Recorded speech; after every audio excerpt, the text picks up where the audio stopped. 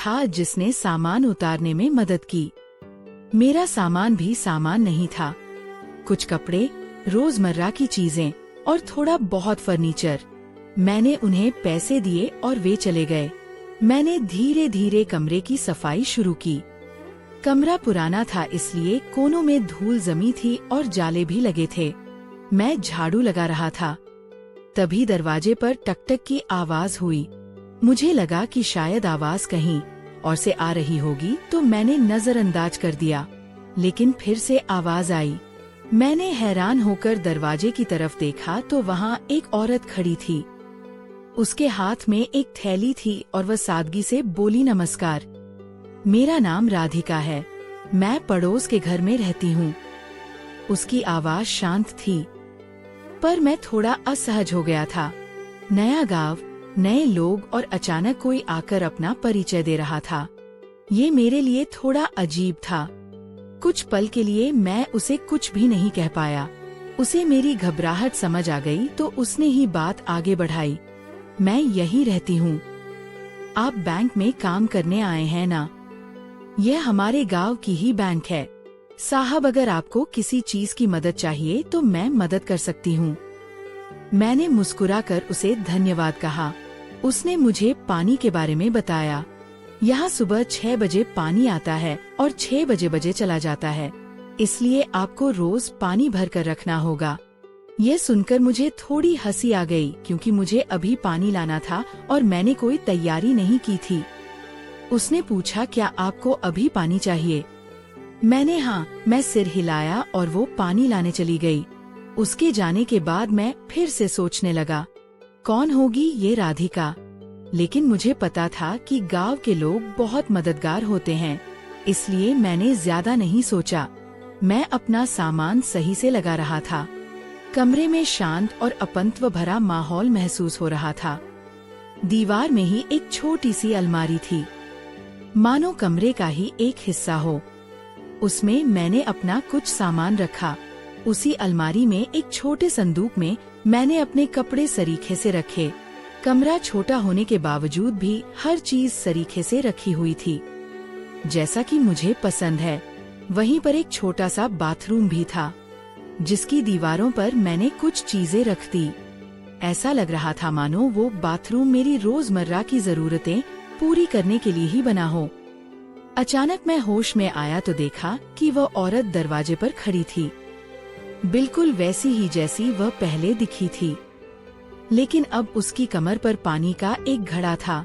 उस घड़े का भार उसकी पतली झुकी हुई कमर पर झलक रहा था। वह थोड़ी झुकी हुई थी, मानो उसका मन ही मुझे पानी देने के लिए बेचैन हो। साहब, मुझे पता है कि आपको पानी की जरूरत होगी, लेकिन मेरे पास ज्यादा पानी नहीं है। बस एक ही घड़ा है जो मैं आपको दे सकती हूँ। इसी में दिन बिताइए, सुबह पानी आ जाएगा, उसने सादगी से कहा। मैंने उसका शुक्रिया अदा किया और उसकी तरफ 2-4 कदम बढ़ा। उसकी हंसती हुई आंखों की खूबसूरती मुझे एक पल के लिए ये भुला रही थी कि मैं सिर्फ पानी लेने जा रहा हूँ। उसकी झुकी हुई कमर से वो घड़ा नीचे उतारने का पल ऐसा था मानो समय ही थम गया हो। मैंने उसके हाथ से घड़ा लिया और उसे अंदर रख दिया। यह जगह गांव के बाथरूम की तरह ही छोटी थी, बस एक दीवार से अलग की हुई थी। मैं मन में सोच रहा था कि गांव के यह कमरे भले ही कितने भी छोटे क्यों ना हो, वे इतने खास क्यों लगते हैं। उस पल उसके झुके हुए शरीर की सुंदरता मेरी आंखों के सामने थोड़ी धुंधली हो रही थी। वो औरत अब भी वहीं खड़ी थी। उसके चेहरे पर एक शांत और समझदारी का भाव था। साहब, कोई बात नहीं, आप यहाँ नए हैं, किसी को नहीं जानते। अगर कुछ चाहिए हो तो मुझे बताइएगा, वो धीरे से बोली। मैं उसकी तरफ देख रहा था। धन्यवाद कहते हुए उसकी नजर एक बार फिर मुझ पर ठहर गई। अब वो धीरे धीरे मुड़ी। उसकी हरकतों में एक सहजता थी, जैसे हवा उसके रास्ते पर चल रही हो। उसे देखता ही रह गया। उसकी खूबसूरती ऐसी थी मानो उसे भगवान ने बहुत फुर्सत से बनाया हो। होंठ बिल्कुल लाल थे और ब्लाउज भी उसने बहुत खूबसूरत पहन रखा था। उसमें उसका शरीर बहुत लुभावना लग रहा था। उसके सुडौल शरीर में कुछ ऐसा था कि उसे शब्दों में बयान करना मुश्किल था। उसकी पतली कमर और मजबूत बाहें जो गांव की औरतों की कड़ी मेहनत से भरी हुई थी, और उस मेहनत में छिपी हुई उसकी खूबसूरती मानो एक अप्सरा ही सामने खड़ी हो। वह चली गई, फिर भी मैं दरवाजे की तरफ ही देखता रहा, जैसे उसकी सुंदरता और उसके निस्वार्थ स्नेह का प्रभाव मेरे मन पर हमेशा के लिए अंकित हो गया हो। थोड़ी देर मैं वैसे ही खड़ा रहा। उसकी हर हरकत की तस्वीर मेरी आंखों के सामने अब भी साफ थी। लेकिन कुछ देर बाद मैं होश में आया और फिर से अपने काम में लग गया। कमरे का सामान ठीक करते करते समय कैसे बीत गया पता ही नहीं चला। मैंने फटाफट अपना सारा काम खत्म किया और थोड़ी देर आराम करने के लिए एक छोटी सी चटाई और चादर बिछा ली। उस पर लेटकर मैंने एक सुकून की सांस ली। थोड़ी देर आराम करने के बाद मैं तरोताजा हो गया। मैंने अपने साथ लाया हुआ अखबार खोला और पढ़ने लगा। मेरा मन अखबार के शब्दों में उलझा हुआ था, लेकिन थोड़ी ही देर में एक जानी पहचानी परछाई फिर से दरवाजे पर दिखी। ये वही औरत थी। इस बार उसने दरवाजा नहीं खटखटाया, बस हल्के से खांसकर अपनी मौजूदगी का एहसास कराया। मैंने उसकी तरफ देखा और वह मुस्कुराकर बोली, साहब क्या मैं आपके लिए खाना ले आऊं? मैंने हंसकर जवाब दिया, नहीं, मैं अपना सारा सामान लेकर आया हूं। मुझे खाना बनाना आता है, मैं खुद बना लूंगा। वो एक पल के लिए रुकी। उसकी आंखों में उत्सुकता और चिंता थी। वो बोली, ठीक है, क्या मैं आपके लिए कोई सब्जी ला दूं? मैंने उसे कोई जवाब नहीं दिया क्योंकि मेरा ध्यान उसके हाथों पर गया। उसने अपनी साड़ी के एक कोने में कुछ लपेटा हुआ था। वह धीरे से साड़ी खोलते हुए बोली, यह मैं आपके लिए ताजी मेथी की सब्जी लाई हूँ, गांव की है। उसकी आंखों में प्यार और अपनत्व था। उसने मेथी का वह गट्ठा मेरी ओर बढ़ाया, मानो उसके दिल की ममता उन पत्तियों में उतर आई हो। उसके इस स्नेह भरे भाव से मेरा मन हल्का हो गया। मैं धीरे धीरे उसके पास गया और उसके हाथ से वह मेथी की सब्जी ले ली। उसके कोमल हाथों से वह गट्ठा लेते हुए मेरा मन खुशी से भर गया। मैंने उसे फिर से धन्यवाद दिया और वह प्यारी सी मुस्कान देकर चली गई। उसके जाने के बाद मैंने खाना बनाना शुरू किया। मेथी की सब्जी ताजी और हरी भरी थी। मैंने उसे मन लगाकर बनाया और खाना खाया। सच कहूँ तो उस सादे खाने का स्वाद ही कुछ और था। ताजी सब्जियों से गांव की मिट्टी की खुशबू आ रही थी। रात में मुझे बहुत अच्छी नींद आई। अगले दिन सुबह मैं 6 बजे उठा। उस औरत ने जैसा कहा था पानी आ गया था। मैंने फटाफट पानी भर लिया। मुझे पता चला कि गांव में पानी आने का समय सीमित होता है, लेकिन शहर में 24 घंटे पानी मिलने की आदत अभी भी मेरे मन में थी। फिर भी मैंने यह सच्चाई स्वीकार कर ली कि इस नई जगह पर मुझे सब कुछ ढालना होगा। आज मेरी छुट्टी थी। फिर भी मैंने प्रेस किए हुए कपड़े पहने और दिन की तैयारी की। फिर मैं बैंक की ओर निकल पड़ा। आते समय मैंने बैंक की जगह देख ली थी। वहां पहुंचकर मैंने देखा कि बैंक बंद थी। मेरे पास बैंक की चाबी नहीं थी, लेकिन मैं सोच रहा था कि यहाँ से काम कैसे होगा। बैंक के चारों ओर कुछ नींबू और बादाम के पेड़ थे। मौसम बहुत अच्छा था। बैंक छोटी होने के बावजूद उसमें कुछ खास लग रहा था। खिड़की बंद थी। अगर वह खुली होती तो मैं अंदर झांककर जरूर देखता। आसपास कुछ छोटी छोटी दुकानें थी, जहां गांव के लोग अपना काम कर रहे थे। उस बैंक को देखकर मुझे सुकून मिला क्योंकि अब मुझे यही काम करना था।